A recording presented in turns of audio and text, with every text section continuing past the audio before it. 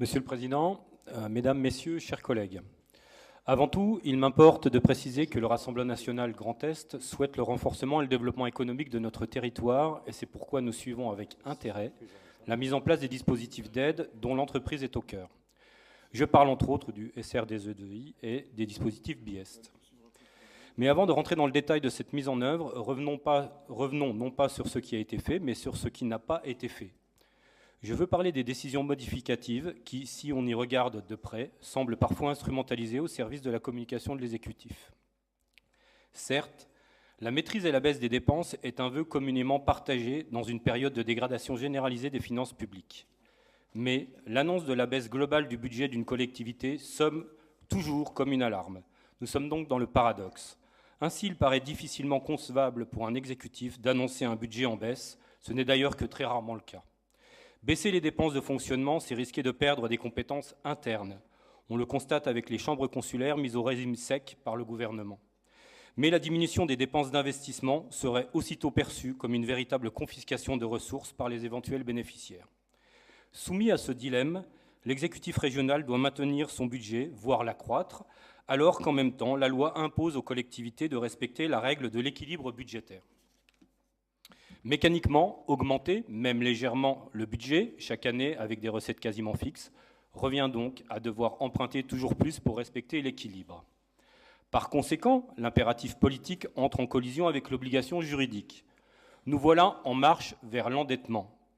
Afin d'éviter ce glissement fatal de l'endettement, l'exécutif régional utilise fort habilement les décisions modificatives. Annoncées comme de simples ajustements techniques, les décisions modificatives suppriment des stocks de crédits de paiement pour annuler des autorisations d'emprunt. Pour être concret, le budget prévisionnel 2018 annonçait un emprunt d'équilibre de 364 millions d'euros. Après le vote de la DM2, nous sommes passés à 273,5 millions d'euros. Voilà une bonne nouvelle. Notre endettement diminuerait. Et nous pourrions nous en féliciter, car comme beaucoup de nos concitoyens, pas toujours en gilet jaune, mais certainement, nous souhaitons la diminution de la charge de la dette. Allons au-delà des apparences et traduisons ça en données plus concrètes. Les décisions modificatives semblent ne servir qu'à supprimer des emprunts prévus initialement uniquement pour permettre d'afficher un budget prévisionnel politiquement attractif et pour l'effet d'annonce. Ce qui peut poser la question de la sincérité budgétaire, l'opposition et le Césaire ont déjà signalé cette anomalie. Enfin, ça concerne l'économie, je suis désolé. Ça concerne l'économie. Enfin, la suppression des crédits de paiement frappe directement les politiques publiques régionales et les bénéficiaires théoriques. Nous parlons là des jeunes, de la formation, mais principalement les entreprises. Nous sont annoncés 34 millions d'euros de fonds européens prévus au budget prévisionnel qui ne seront pas perçus. Outre la complexité administrative de la demande de subventions européennes, il convient de relever que les fonds européens gérés par la région appellent la plupart du temps un cofinancement du Conseil régional. Moins les fonds européens sont mobilisés, moins le Conseil régional dépensera en cofinancement. Mais il pourrait s'agir là encore d'un effet de conséquence et non d'une volonté. Cependant, c'est dommage, cet argent est perdu pour nos entreprises. En revanche, c'est une réalité.